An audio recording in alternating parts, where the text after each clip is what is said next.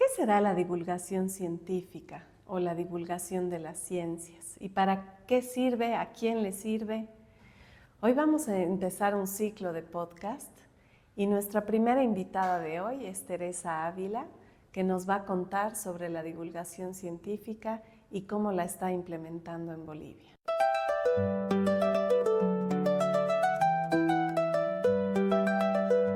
Tere, muchas gracias por estar aquí con nosotros hoy día y hablarnos de este tema tan interesante. Por favor, de primera pregunta quisiéramos saber qué es exactamente la divulgación científica.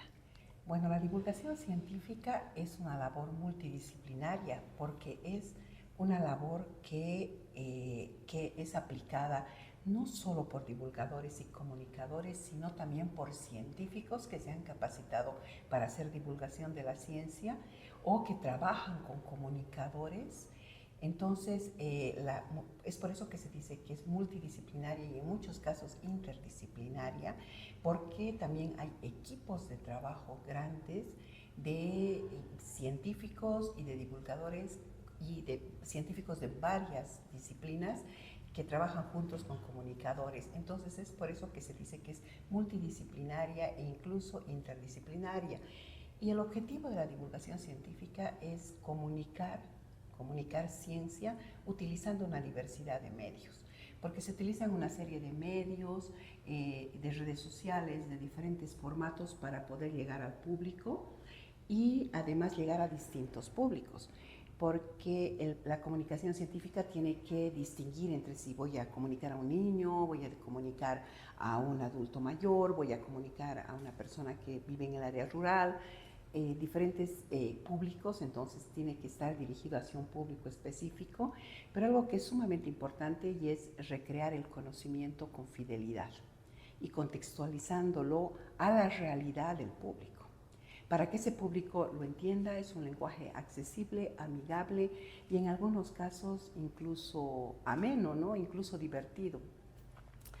¿Para qué este grupo de científicos o estos grupos multidisciplinarios o interdisciplinarios hacen divulgación? ¿Por qué la hacen? ¿Por qué? Por varios objetivos, por varios motivos. El primero es para disfrutar, porque en realidad no estamos acostumbrados a disfrutar de la ciencia. En las grandes ciudades es común que se lleve a los niños a los museos, que se organicen cumpleaños en los museos, que la ciencia también se disfrute. Entonces es frecuente que eso ocurra, pero en nuestro medio es menos frecuente. Es menos frecuente que nuestros niños disfruten de la ciencia. Y cuando son pequeñitos, cuando son chiquitos, a los niños les gusta mucho la ciencia y eso se va perdiendo con el tiempo. Entonces se ha visto que cuando una persona mayor o un adolescente tiene otra vez contacto con la ciencia, le nace eso de maravillarse con la ciencia, entonces la disfruta. Entonces esto, digamos, como la ciencia recreativa, que es un ejemplo, es una manera de divulgar ciencia de manera amena, de manera divertida. Otra forma es para interesar, para que las personas se interesen sobre algún tema, ¿no? Entonces, y se interesen, y esto para formar vocaciones científicas, como las STEM, digamos, todas las líneas STEM, y las STEM con arte también, y para que los jóvenes, por ejemplo, vean que tienen vocaciones científicas para ver utilidades de la ciencia y así, ¿no? Entonces es Tal vez nos puedes ahí aclarar qué son las STEM. Las STEM son unas técnicas de enseñanza que son ciencia, matemáticas, tecnología e ingeniería, por sus siglas en inglés. Y se le aumenta una A también, que es por el arte, porque en algunos casos se hace todo este acercamiento entre la ciencia y el arte. ¿No? Entonces es justamente para jóvenes, para que estos jóvenes se interesen, para que los interesen y para que desarrollen vocaciones científicas. Después, otra de las utilidades, y eso ya es más para público más adulto, es formar una opinión. Esto de formar una opinión es para hacer recomendaciones del uso de ciertas cosas. Hemos podido ver eso bien en el COVID, que nos han hecho, que a partir de la ciencia nos han hecho ciertas recomendaciones para lavarnos las manos, para el alcohol, para mantener distancia. Todo esto ha sido comunicación de la ciencia. Entonces, todo esto es para que además tú te formes una opinión. Nos han contado qué era el COVID, qué eran las vacunas, para qué servían y todo eso. Así que tú te formabas, me vacuno, no me vacuno, pero informado. Entonces, es para formar una opinión, ¿no?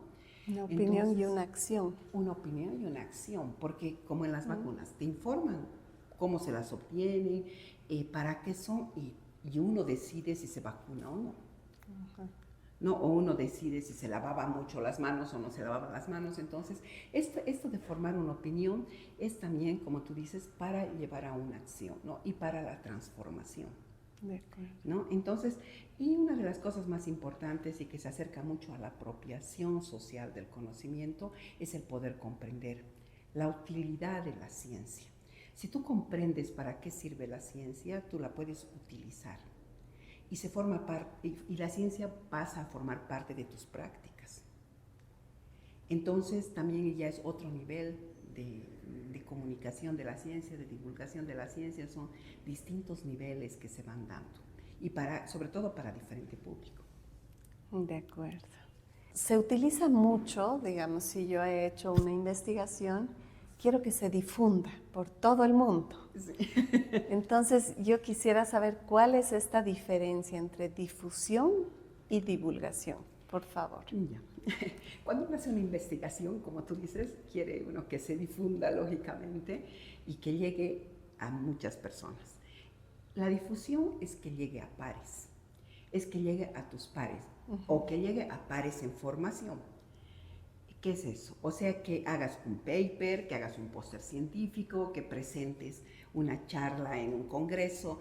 Ahí hay pares, hay científicos y hay investigadores o personas de tu área, pero también hay jóvenes en formación, pero que también son pares en formación. Que entienden de lo que estoy hablando. Que entienden de lo que tú estás hablando, porque ellos ya tienen el contexto.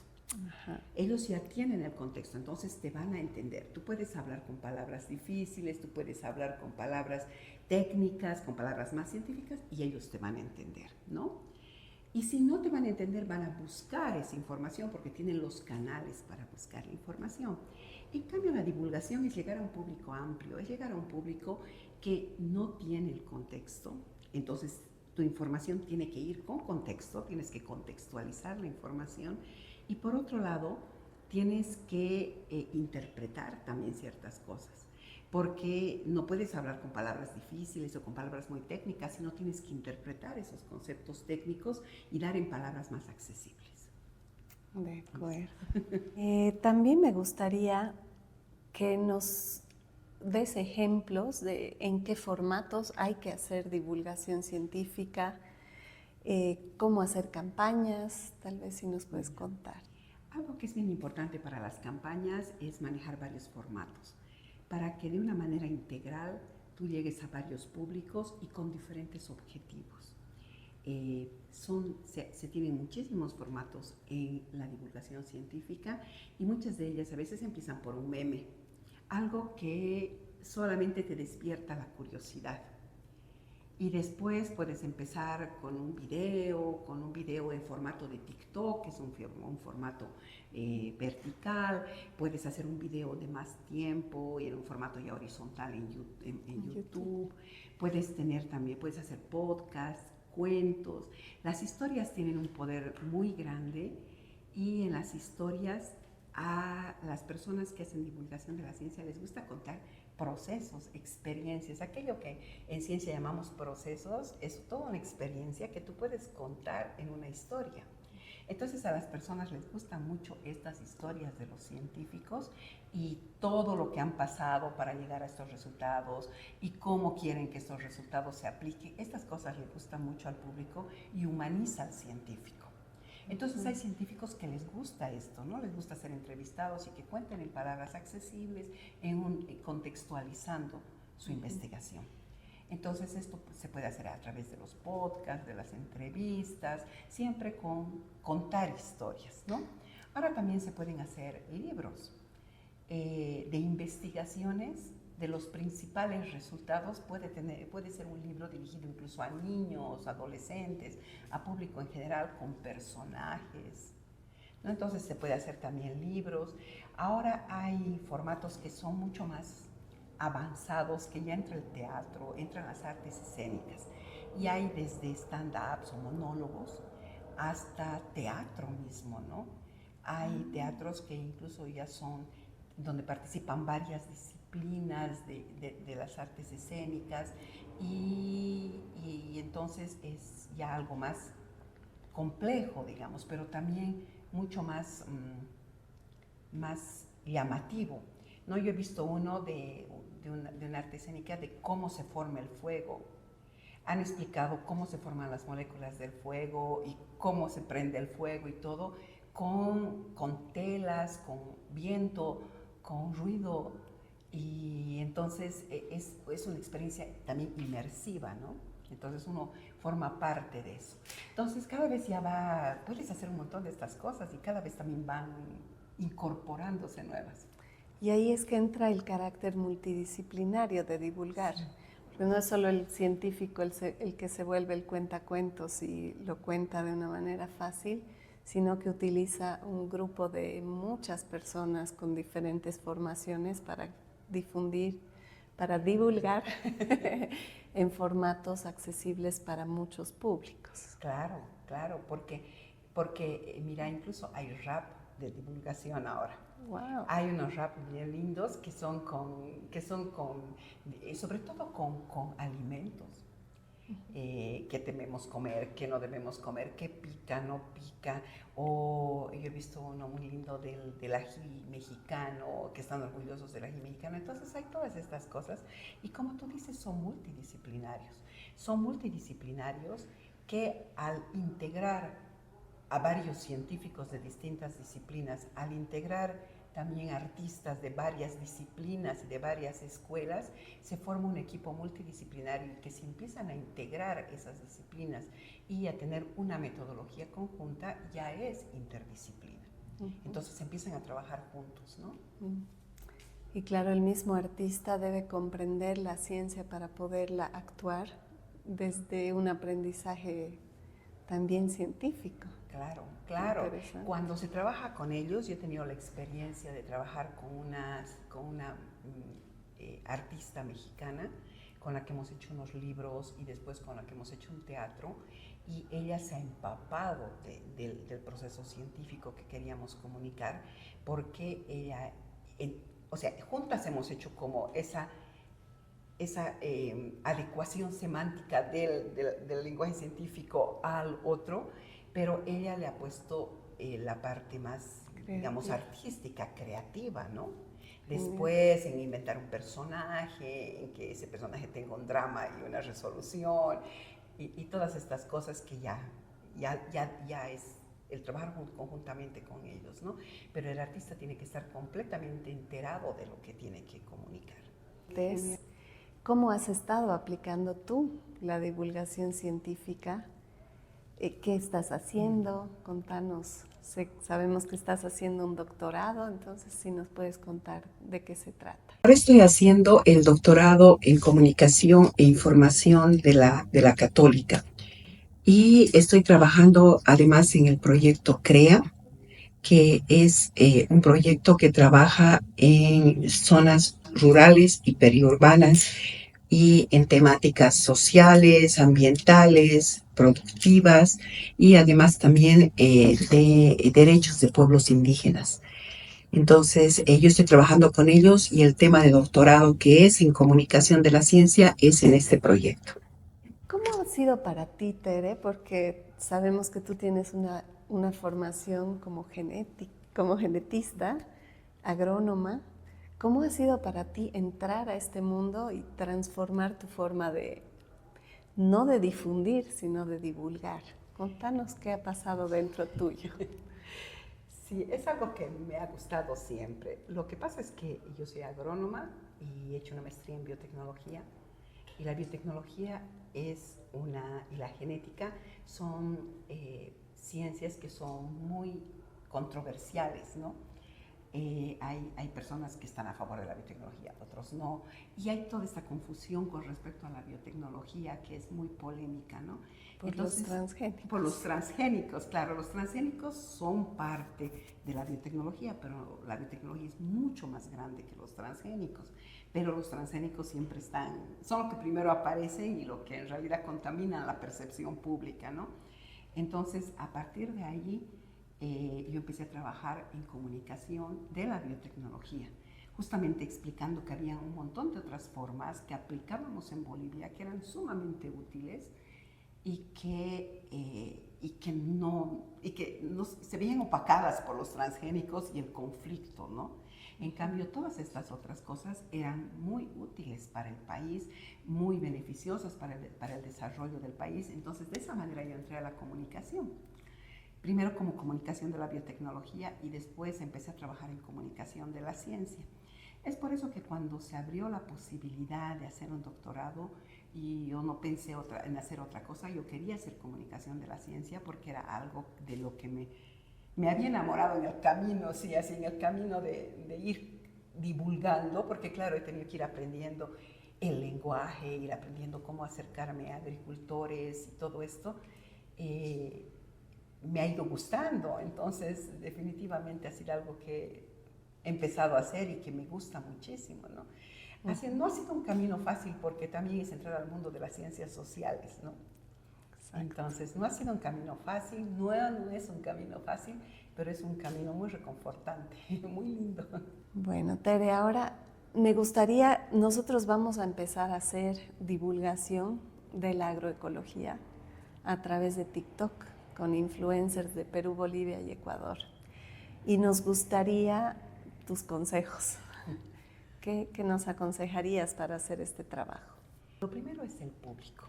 Los TikToks sobre todo están dirigidos hacia un público joven, un público bien joven, un público que tiene menos de 20 años y son muy buenos para público rural porque no necesitan para filmar más que su celular y no necesitan muchas megas y también para colgarlos y para verlos no necesitan muchas megas. Entonces son ideales para un público adolescente y para un público rural, ¿no? De área rural. Entonces, bueno, también urbana, por supuesto, pero yo me imagino que ustedes van a trabajar en el campo, entonces por eso te decía esto. Y los TikToks tienen la característica que puedes hacer series de TikToks también. No necesitas en un TikTok explicar todo y que sea muy pesado o que no se entienda, sino decir al final, en el próximo capítulo, digamos, en el próximo TikTok ustedes van a ver esto que complementa con esto y así, entonces se pueden hacer series de TikToks, ¿no? Ahora también es lindo porque a los jóvenes les encanta. Yo he trabajado un tiempo en Tiraque con unas jóvenes que he hecho unos TikToks y ha sido muy lindo. A ellas les encanta y cuando les he preguntado en el colegio cómo quisieran trabajar, todas decían TikTok. Entonces, ellas participan activamente porque también hacen. O sea, ellas están acostumbradas a hacer TikToks de sus cosas. Entonces, cuando tú les ofreces, en un momento entienden todo lo que tú las capacitas y demás, y les gusta y participan, entonces se pueden hacer cosas muy participativas, muy participativas, sobre todo con jóvenes, ¿no? Entonces es un excelente formato en ese sentido. ¿Qué cuidados deberíamos tener al hacer divulgación de la agroecología? Y ya, yo como divulgación de la agroecología o de cualquier otra ciencia, yo creo que es muy importante ver el público. O sea, todos los formatos o las metodologías que se utilicen dependen del público. O sea, si tú tienes un público adulto, un público discapacitado, un público niños o adolescentes o citadino, no sé, es diferente lo que tú tienes que hacer. Entonces siempre se tiene que ver el público porque lo que tú vas a dar es contextualizando a su realidad, ¿no? Entonces la primera cosa es ver el público para ver el formato. Por decirte, un podcast no vas a hacer en adolescentes, vas a hacer en personas que tienen más de 20 años, porque son las personas que generalmente escuchan podcast, ¿no? Y alguna vez se les ha ocurrido hacer también. Entonces, entre los 20 y y adelante, digamos, ¿no? Pero entre los 20 y los 45 años, donde más consumen podcast. Entonces, de acuerdo a la edad y de acuerdo al público, tú puedes dirigir tus formatos y puedes dirigir tus metodologías. Esa es una cosa. Y otra cosa que es sumamente importante son las fuentes de información. La comunicación de la ciencia no es marketing. La comunicación de la ciencia no es contarle a las personas algo para que compren algo.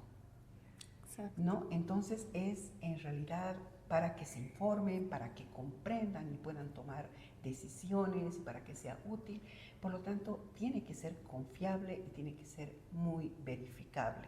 Entonces, tus fuentes de información tienen que ser confiables. Tus fuentes de información tienen que ser fuentes primarias, fuentes confiables, fuentes verificables, consistentes.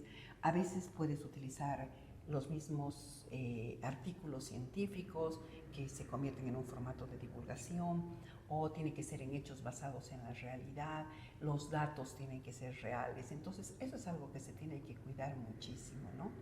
Se tiene que cuidar muchísimo, porque si es que tú estás dando malos datos, también las personas que confían en ti van a empezar a utilizar esos malos datos, ¿no? Entonces, las fuentes tienen que ser muy confiables. De acuerdo.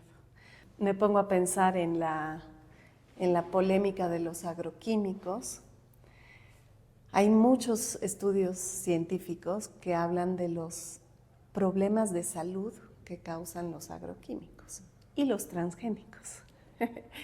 Pero también hay otra rama financiada por la agroindustria que tiene investigaciones científicas que no muestran tanto efecto, digamos, dañino sobre la salud o sobre el medio ambiente, qué sé yo, ¿no? Entonces, ¿cómo haces en ese caso para divulgar lo que tú estás obteniendo de centros de salud, de investigaciones médicas, de 30 años de investigación, etcétera, pero que también tienen su polémica? ¿Cómo haces ahí? Tienes que hacer un equilibrio también, porque quizás hay que divulgar ambas partes, ¿no? Porque si es que tú empiezas a divulgar solamente una parte, también puedes convertirte en un activista, ¿no? Y la comunicación de la ciencia tampoco es activismo. Y la divulgación científica no es activismo. Entonces, tendrías que o confrontarlos o ponerlos juntos, que dialoguen o decir esto piensan tales personas, esto piensan tales personas, y tal vez reflexionar con tu público puede servir mucho para reflexionar con ese público sobre cuál va a ser mi postura. Después, ¿no? Y lo mismo con la agroecología, ¿no? Que hay diferentes posiciones también, hay diferentes posturas, entonces un poco mostrarlas todas, ventajas, desventajas. De acuerdo. ¿No? Entonces, siempre con una información confiable, ¿no? Siempre con una información confiable. Y también muchas de las personas que hacen comunicación de la ciencia opinan que tiene que ser una ciencia en positivo. O sea, no es una ciencia a la que tú muestras de manera inocente, que no hace nada, no, sino una ciencia que contribuye. Entonces, buscar cosas que contribuyen, buscar más que cosas negativas, sino buscar algo que contribuya a mejorar y a transformar la vida de las personas, ¿no? Entonces, o curiosidades, ¿no? Curiosidades que igual permiten que uno tome decisiones o... De acuerdo. ¿no? Entonces eso. Pero me alegra mucho que hagan divulgación de la ciencia de la agroecología.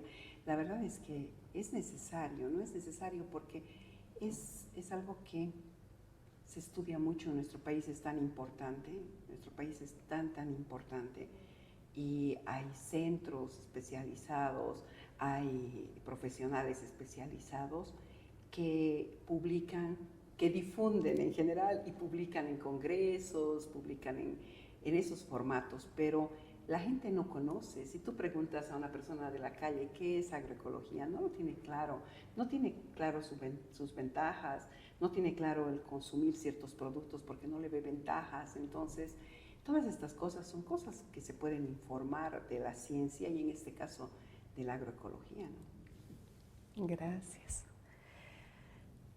Ahora me gustaría preguntarte, cuando nos has explicado la diferencia entre divulgación científica y difusión de la ciencia, ahí también a veces hablamos de divulgación de la ciencia o divulgación científica o comunicación de la ciencia.